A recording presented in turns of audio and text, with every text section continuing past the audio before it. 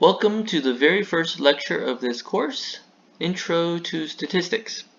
We'll start by introducing definitions. So, what is statistics? Essentially, statistics is a body of techniques used to collect, organize, present, and analyze data in order to make valid conclusions. Now, it's important that we don't just collect data, we have to make some conclusions from the data, and that's why statistics is important in real life. Essentially, statistics deals with data analysis. Let's look at some examples of statistics. The average height of a male is 5 foot 9 inches. The average height of a female is about 5 foot 4 inches. And the average income in Visalia is around $52,262. Here is another example of statistics reported by the media. Now let's observe CNN has polling data that suggests Biden is going to win Trump by 55% versus 41%.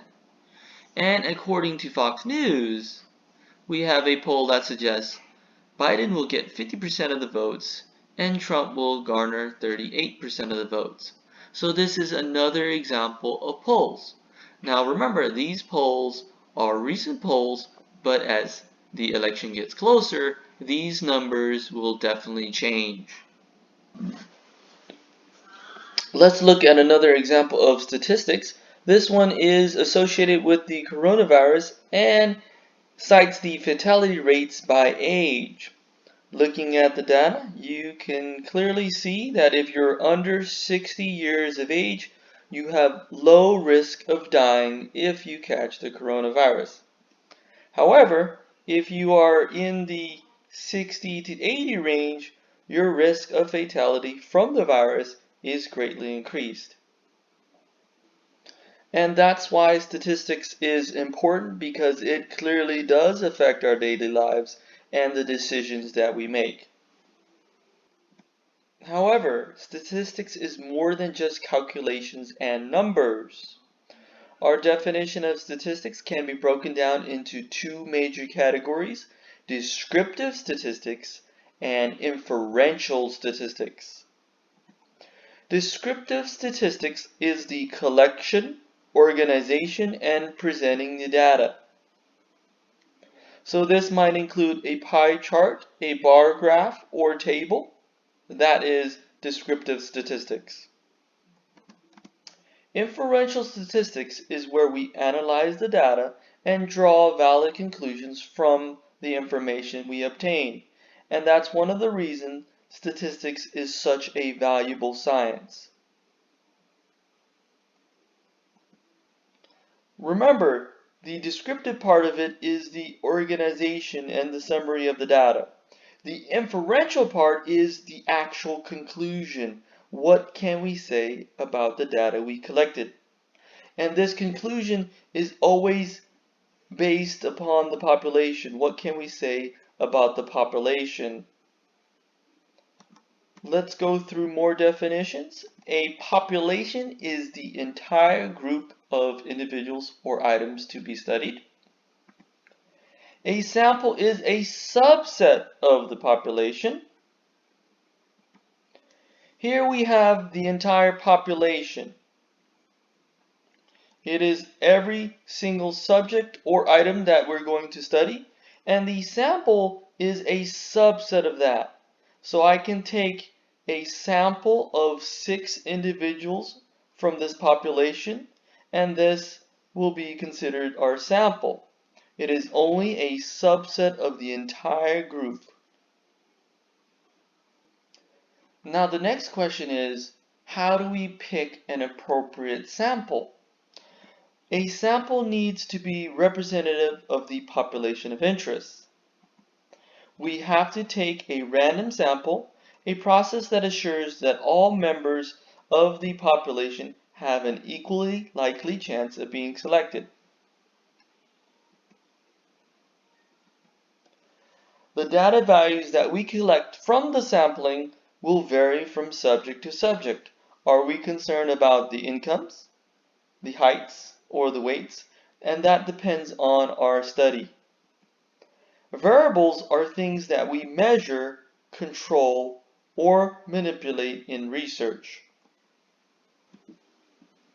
Let's look at more definitions.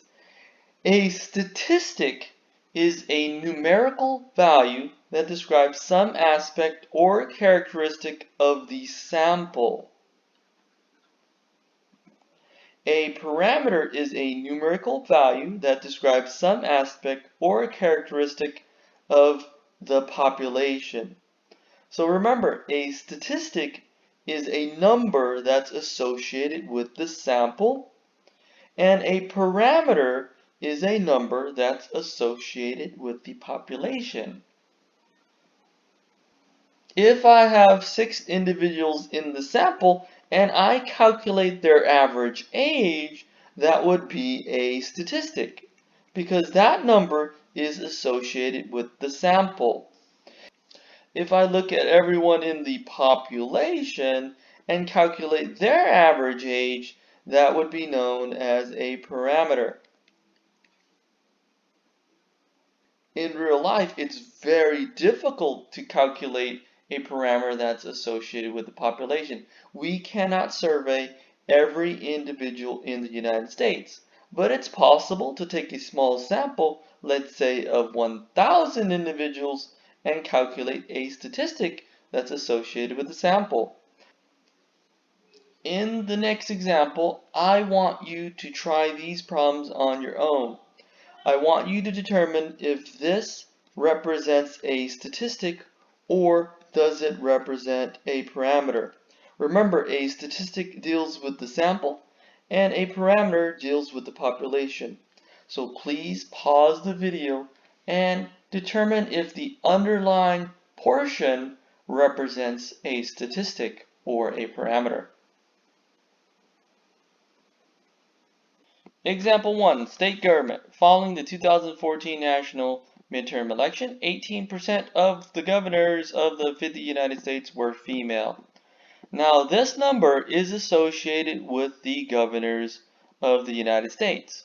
Now, since there are only 50 governors of the United States, we know this represents our population, the governors. And since this is associated with the population, this is a parameter. Number 2, calculus exam. The average score for a class of 28 students taking a calculus midterm exam was 72%. This number is connected to the 28 students.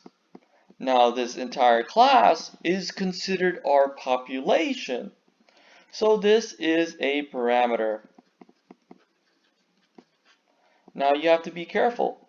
This is our population, but our population can change. Are we talking about the entire school, the entire United States? So that depends on our study. Number 3, school bullies.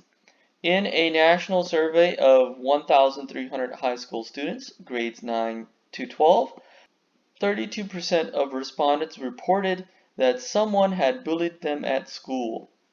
This 32% is just the respondents. So the 1,300 high school students is our sample. We're not surveying every single high school student, just the 1,300 students, so this represents a statistic. Number 4, drug use. In a national survey on substance abuse, 9.6% of respondents aged 12 to 17 reported using illicit drugs within the past month. Again, they mentioned the word respondents, so that must be a sample. 9.6% here is associated with a sample, so this is again a statistic. Number 5, batting average. Ty Cobb is one of Major League Baseball's greatest hitters of all time, with a career batting average of 0.366. Now this one's tricky. This 0.366 is associated with Thai cob. That means this is a number that's related to a population because we're talking about the batting average of just Ty Cobb. So this number is calculated from every single one of his hits. And that means it's related to a population. So this is a parameter. Let's look at another example. A researcher wants to determine the average monthly natural gas bill of households throughout the United States. He selects a sample of 255 households and calculates the sample average. Identify the population, sample, the statistic, and the parameter in the problem. Please pause the video and try this question on your own. Let's go over the solutions now.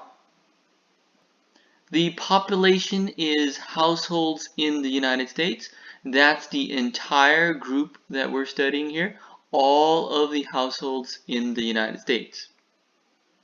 The sample is the 255 US households surveyed. Remember, the sample is just the small piece of the population. So the sample is the 255 households. The parameter is the average monthly natural gas bill of all households in the USA. Now, the parameter, remember, is a number. It is a number that is associated with the population. The statistic is the average monthly natural gas bill of only the 255 households sampled. Remember, the statistic is a number that's associated with the sample. Example 2. Of 1,000 registered voters, we have the following results. Joe Biden, 49%. Donald Trump, 40%, with a margin of error of plus or minus 4%. Let's identify the population, sample, the parameter of interest, and the sample statistics. Again, please pause this video and try it on your own. Since we are talking about voting results for the 2020 election, the population is all registered voters. Not every single person in the United States, but all the registered voters in the United States. The sample is going to be a small piece of the population. The sample is the 1,000 registered voters that we surveyed for our data. The parameter is going to be the results of the election. The parameter is the proportion of registered voters that will vote for a particular candidate. We do not know what the results are until after the election, but this gives us a general idea of what could possibly happen. Again, these numbers are always changing and they will change up until the election results. The statistics are the following sample proportions: Biden 49% and Trump 40%. This number is of the 1,000 individuals surveyed, so this is our statistic: 49% to Biden and 40% to Trump. This is a survey of only 1,000 individuals, but the results could be different if we survey a different set of 1,000 individuals. Observational versus experimental studies. In an observational study, the researcher merely observes what is happening or what has happened in the past and tries to draw conclusions based on these observations. There is no human intervention. We do not get involved. We are merely observing the data set. There is no human intervention. In an experimental study, the researcher manipulates one of the variables and tries to determine how the manipulation influences other variables. In this case, there is human intervention. We do get involved in the study. That is the big difference between the two types of study. In an observational study, there is no human intervention. In an experimental study, there is human intervention. Let's look at an example of an experiment. We randomly select 100 women aged 20 who do not currently smoke.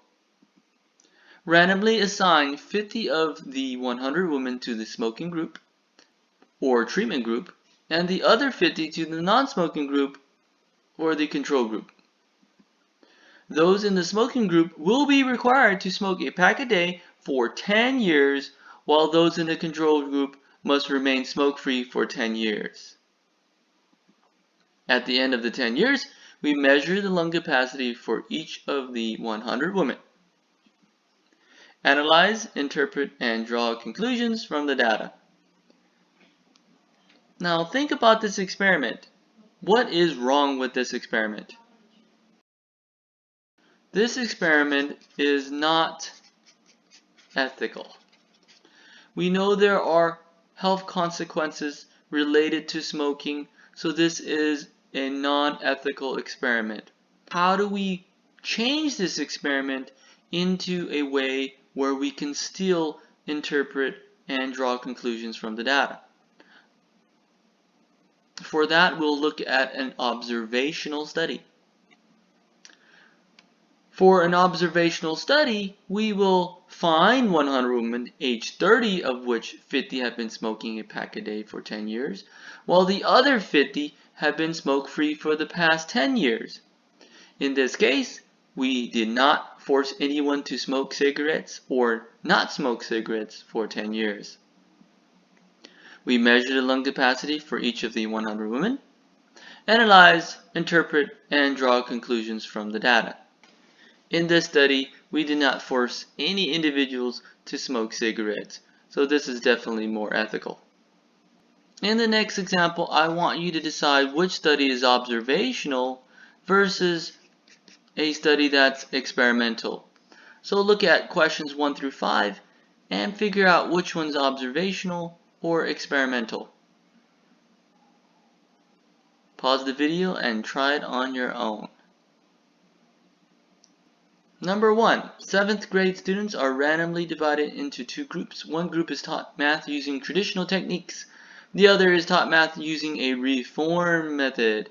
After 1 year, each group is given an achievement test to compare proficiency. In this case, we have an experimental study. We get involved into the class. We make one student take traditional math techniques and the other student uses a reform method. So this is an experiment. There is human intervention. Number 2, hair and heart disease, a study in which balding men were compared with non-balding men at one point in time found that balding men were 70% more likely to have heart disease. This is an observational study. This is an observational study. We did not cause these men to become bald. They were already balding or non-balding. So we merely observed the individuals. So this is an observational study. Number 3, a survey is conducted asking 400 people, do you prefer Coke or Pepsi? This is an observational study. We're merely asking the individuals which drink they prefer. Question number 4. 200 people are asked to perform a taste test in which they drink from 2 randomly placed unmarked cups and asked which drink they prefer.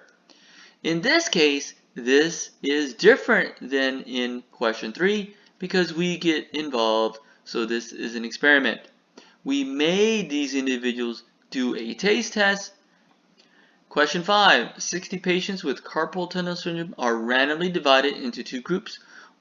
One group is treated weekly with both acupuncture and an exercise regimen. The other is treated weekly with the exact same exercise regime, but no acupuncture. After 1 year, both groups are questioned about their level of pain due to carpal tunnel syndrome. This is an experiment. We divided individuals into 2 groups and gave one group a treatment while the other group was treated differently. So this is an experiment. Let's look at data types. Categorical data is non-numerical data. It is also called qualitative data. An example of this would be your favorite color or your eye color, favorite movie, favorite foods. So essentially it's names or labels of certain things. Categorical data is non-numerical. It's nationality, eye color, hair color, your favorite movies, your favorite foods, and so on.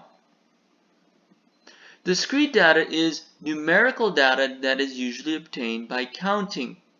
Discrete data is a number that is obtained by counting, which means you can count it 0, 1, 2, 3, 4, and so on. For example, we can look at the number of kids you have. You can have 0, 1, 2, 3, and so on amount of kids. Number of pets, you can have 1, 2, 3, 4, 5, number of dogs, and so on. Continuous data is also numerical data, but it is usually obtained by measuring such as heights, weights, time, age, which is a measurement of time. Continuous data is data where the values can take on infinite possibilities. For example, I can be 5.71235 and so on feet tall. That is an example of continuous data. We have infinite possibilities between 5 feet and 6 feet. Weight is the same way. I can be 164.321578 and so on pounds. And there's infinite possibilities for the decimal places for weight as well. So heights, weights, time, and age are continuous data. Let's look at the relationship between the types of data. Data can be broken into two categories. We have categorical, which is just names and labels, and numerical data, which is just a number. In numerical data, it branches into two categories. Discrete, which means it's countable, you can count it 0, 1, 2, 3, 4, and so on. And non-countable, which means there's infinite possibilities between each value. We have infinite possibilities between each value. And this is not countable.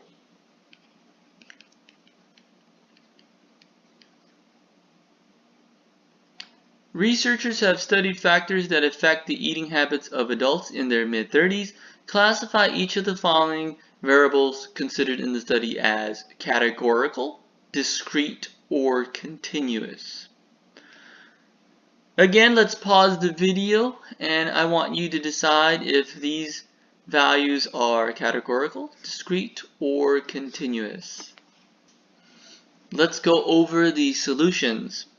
Nationality, that is categorical because that's just a name or label. You can be American, European, Canadian, and so on. So that is categorical data. The number of children in your family, that is discrete. You can have 0, 1, 2, 3, 4, and so on amount of kids. That is countable, so that is discrete data. Household income in the previous year is discrete. I can make $52,461.52 per year, and the cents have finite possibilities. There's only from 0 to 99 in the cents position, so this is discrete data. Temperature is continuous. Temperature is continuous because we have infinite possibilities between 95 degrees and 96 degrees. There's infinite possible decimal positions between 95 degrees and 96 degrees. Age is a tricky one. This one is also continuous because we are using a clock to measure this. We have infinite possibilities. I can be 27 years old, 54 seconds, 0.8534. So there's infinite possibilities for the age. Gene size. This is discrete. This is discrete because you can only buy certain gene sizes and there's not infinite possibilities at the store. You can buy size 5, 6, 7, 8. There's a finite set of possibilities. Waist measurement is going to be continuous because we need a tool to measure our waist, and therefore there's infinite possibilities between 23 inches and 24 inches. There's infinite possibilities for waist measurement. So this is continuous data.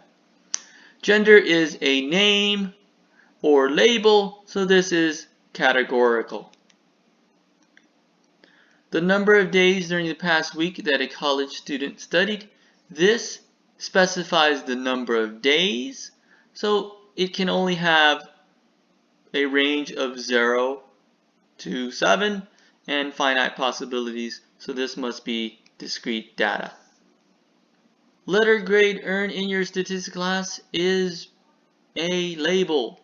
You can have an A, B, C, D, or F, so this is categorical data. Social Security numbers.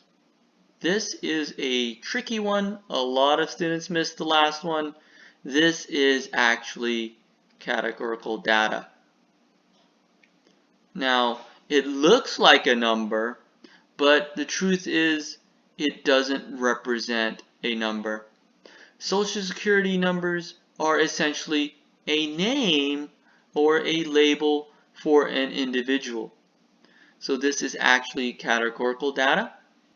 There are other examples of things that appear to be numbers, but they're really labels. For example, phone numbers, student IDs, and zip codes. These all appear to be numbers, but they're essentially labels for certain things. A phone number is a label for your phone address. A student ID is a label for a student's name. Zip codes is just a label for a particular area. So these aren't really numbers, but they look like numbers. There are 4 levels of measurement. The nominal level of measurement is if the values of the variable are non-numerical. It cannot be ranked. So in the nominal level, you cannot rearrange them in a specific order. The ordinal level of measurement is where the naming schemes allow for the values of the variable to be arranged in a ranked order. The interval level of measurement is where a value of 0 does not mean absence of the quantity. Arithmetic operations such as addition and subtraction can be performed on the values of the variable. The ratio level of measurement is a value of 0 means the absence of the quantity. Arithmetic operations such as multiplication and division can be performed on the values of the variable. So what's the difference between these? Well, the nominal level is essentially a label or a name. Ordinal level is exactly the same as the nominal level, but we can arrange them in a specific order. The interval level of measurement is when a 0 doesn't necessarily mean there's no quantity of what is being measured. So 0 doesn't mean 0. We can add and subtract values and get something that's meaningful from it. The ratio level of measurement is where a value of 0 means 0. And operations such as multiplication and division can be performed with meaningful results. Here's a summary of the levels of measurement. The nominal level are just names and labels. The ordinal level is where we can rearrange it in a specific order. The interval level means the distance has meaning, so I can subtract two values and get something that means something. The ratio level is the highest level where 0 means 0. Let's determine the level of measurement in the following example. Please pause the video and try this on your own. Determine if it's nominal, ordinal, interval, or ratio level of measurement. Let's go over the solution. Nation of origin. This is going to be the nominal level. It's just a name or label. You can be French, Japanese, American, Canadian, and so on. So this is a name or label that cannot be arranged in a specific order. Movie ratings from 1 star through 5 stars. This is going to be the ordinal level. I can rearrange them in order. 1 star is the weakest, 5 stars is the best. So this is the ordinal level. We cannot subtract stars and get a meaningful result from it.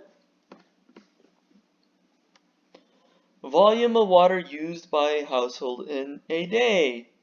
This is going to be the ratio level. If I use 0 gallons of water, that means I use no water at all. So 0 means 0. This is the ratio level. The highest degree conferred, which is elementary, high school, bachelor's, master's, or doctorate's degree. And so that means this must be the ordinal level. We can rearrange it in order. So this must be the ordinal level. The doctorate's is the highest, and the master's is the next highest, and so on until we go down the list. Eye color is the nominal level. You cannot rearrange them in a ranked order. Value of a house is ratio level. It has to be ratio level. If a house is worth $0, then it is worthless. So this must be the ratio level. Time of day measured in military time is interval. It's got to be the interval level because we can subtract military time and get something that's meaningful. But when we talk about 100 hours, that doesn't mean there's no time. So 0 does not mean 0, therefore this is the interval level. Temperature in degrees Fahrenheit. If I look at 0 degrees Fahrenheit, does that mean there's no temperature? Well, no, 0 does not mean 0 temperature. So we have that temperature must be the interval level.